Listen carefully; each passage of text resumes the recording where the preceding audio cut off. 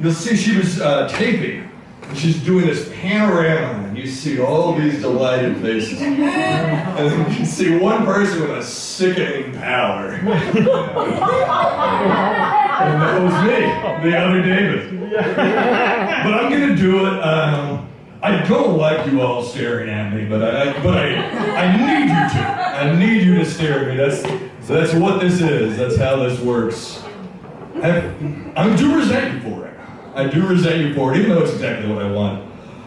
I have contradictory desires. There's nothing you can do for me. Just the human condition. Nothing you can do about the human condition. I've learned that I don't like it. I don't like that there's nothing you can do about the human condition. Death is the one that bothers me the most. If I were to ask, does death bother you? Yes. Not yet. Yes, you got a yes. I'm very grateful for that yes, almost every time.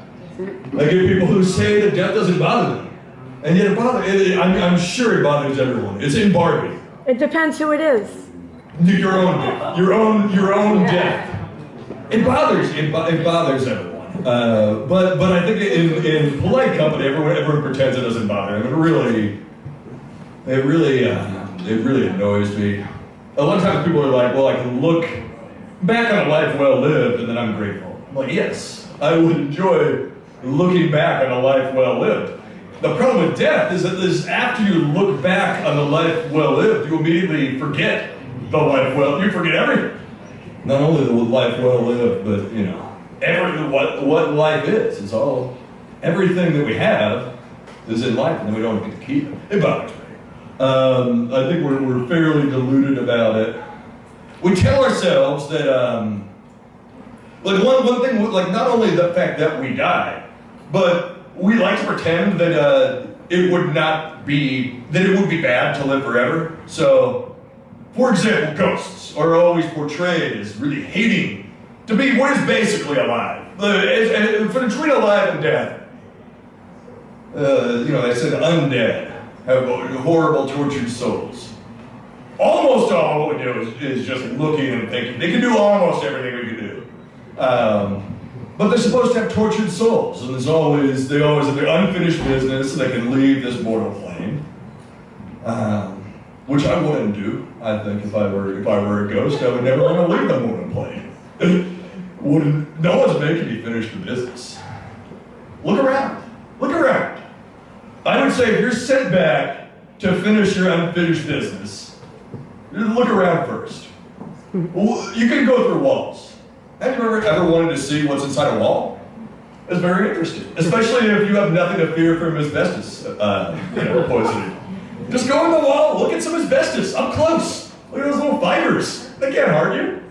I would make I would spend days just looking at asbestos. I'm scared now.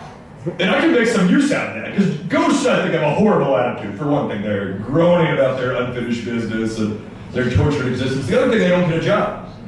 And what I would realize, I realized even before I'm dead, I realized more after it, but I know even now, I could drift into a wall, I could see how much asbestos is in it, and then I could float onto the construction scene and say, "Don't cut there, wait, I'm not gonna terrify you, just cut over there.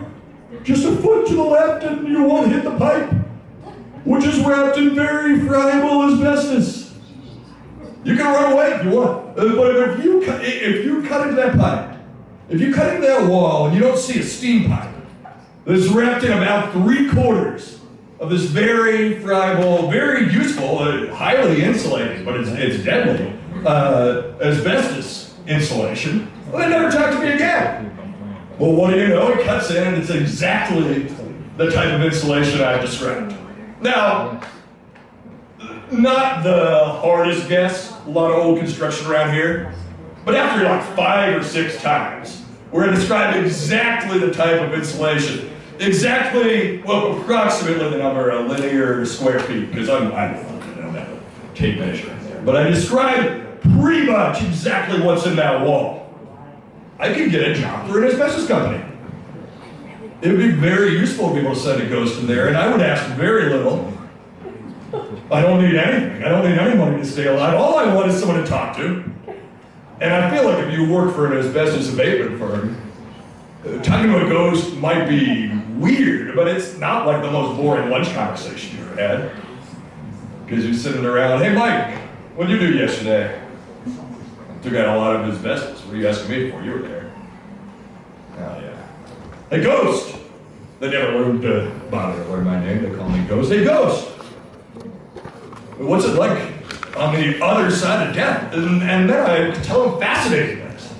I could tell them what it was like, because by this time, 9/11 is very, very long ago. I tell them what it was like on 9/11. I'll tell them exactly what happened the day of 9/11, which was I was in Mr. Turner's class. Mr. Moss came on the intercom and he said, a plane has crashed into the World Trade Center and it is on fire. I said, put it out. What are you telling us for? We go in to the next class. We do it. Mr. Turner tells us all about how he used to chase warthogs in his Jeep, which he told a lot of stories like that. And we go to Mrs. Chasen's class, and we see that it's on fire. It's a really bad fire, and the buildings are falling down. The Pentagon's on fire too. We can look out the window. We can see the Pentagon smoke because we're in D.C. And it's in Virginia, and it's getting all the way over that way. So it's a pretty serious situation. But what happened in Miss Chasen's class is right between when the first tower fell down, and I remember this because I said, oh shit, and she said, don't curse. I'm like, all right. A little perspective here. Right between the first tower and the second tower, she lost her pen, and she turned off the TV. To punish us until we gave her pen back. She said, no TV until I get my pen back.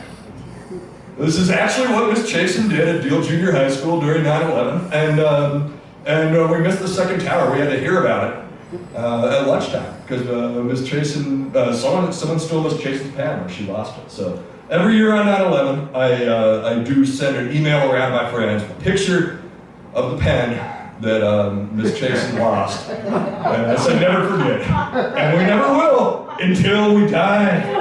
And that's a horrible thing. It's a horrible thing. Good night, everyone. Thank you for sticking with me. All right.